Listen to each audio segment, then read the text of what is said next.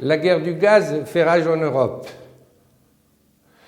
Attisée par le conflit en Ukraine, cette guerre va connaître dans les prochains mois et dans les prochaines années un bouleversement de la carte des fournisseurs du gaz à travers le monde et surtout pour le continent européen, grand consommateur de cette ressource naturelle.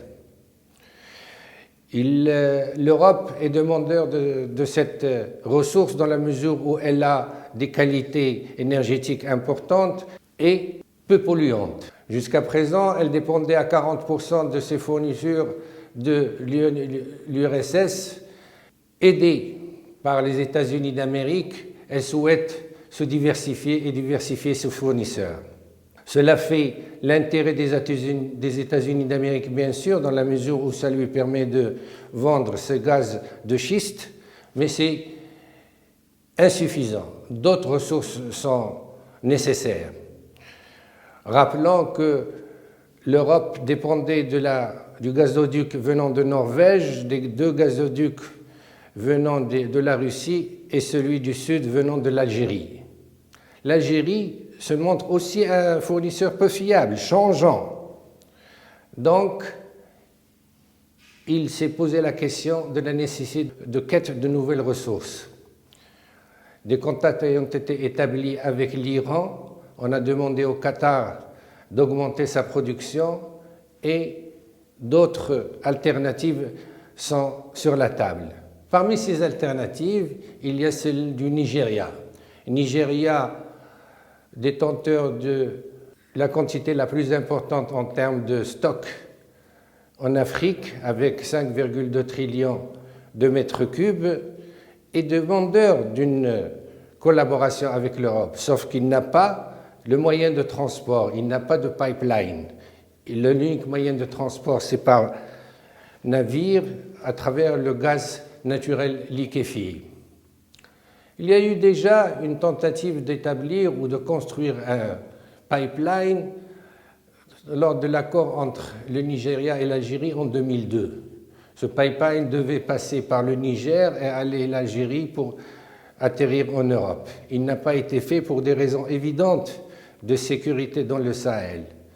Des raisons de sécurité qui demeurent toujours présentes. Le Sahel, on le connaît, est une zone de grande turbulence et de grand banditisme et de terrorisme. La démarche faite par le Maroc en 2016, lors de la visite du roi Mohamed VI au Nigeria, de proposer un pipeline qui passerait du Nigeria et longeant la côte ouest de l'Afrique pour venir jusqu'au Maroc et fournir l'Europe, offre un intérêt certain pour l'ensemble des pays dans lesquels passe ce pipeline, pour le Nigeria d'abord, mais aussi pour le Maroc. Essayons de voir comment. Le Nigeria a une ambition, elle est certaine. Il se positionne comme la principale économie africaine en termes de PIB. Il souhaite jouer un rôle important en tant que puissance régionale dans l'Afrique de l'Ouest. Il est membre influent de la CEDEAO. Il est évident que être aussi porteur d'un projet qui est bénéfique pour l'ensemble des pays ou la plus grande partie des pays de la CEDEAO, pour lui, est politiquement et économiquement intéressant. Tourner le dos au projet marocain et opter pour le projet avec l'Algérie, ce n'est rentable ni politiquement ni stratégiquement pour ce pays.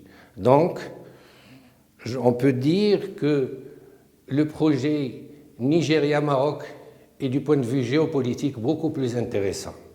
Il est plus intéressant dans la mesure où il permet le passage et fera bénéficier les 11 pays par où il passe d'un certain nombre d'avantages matériels, de la possibilité d'un raccordement à l'électricité, fera bénéficier 300 millions de personnes directement d'un certain nombre de services, et aussi il fera en sorte de mettre en valeur la coopération sud-sud. Le Maroc aussi est intéressé par ce projet. Il va sécuriser son son approvisionnement en gaz naturel et il est de plus en plus demandeur de cette ressource. Il va aussi lui permettre un ancrage plus important en Afrique de l'Ouest. Il est présent économiquement, culturellement, mais cela permettra un ancrage plus important. Ce projet, bien avancé en termes d'études de faisabilité et technique, reste tributaire d'une meilleure collaboration, d'une meilleure coopération entre les deux piliers qui le supportent, à savoir le Nigeria et le Maroc. Nos relations sont bonnes, mais ils doivent s'améliorer.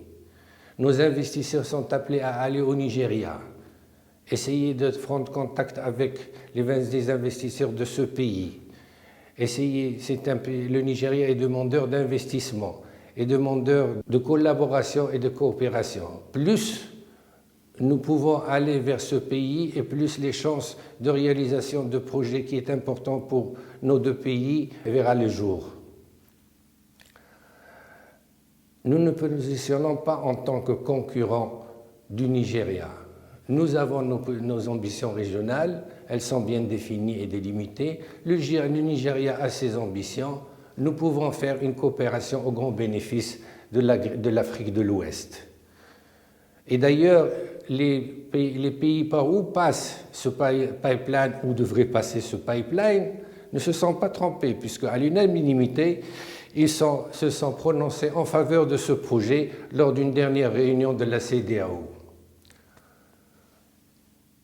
Le Maroc, en prenant cette initiative, montre encore une fois que c'est un partenaire fiable pour l'Europe, c'est un partenaire qui peut être un point de passage intéressant pour les investisseurs européens en Afrique.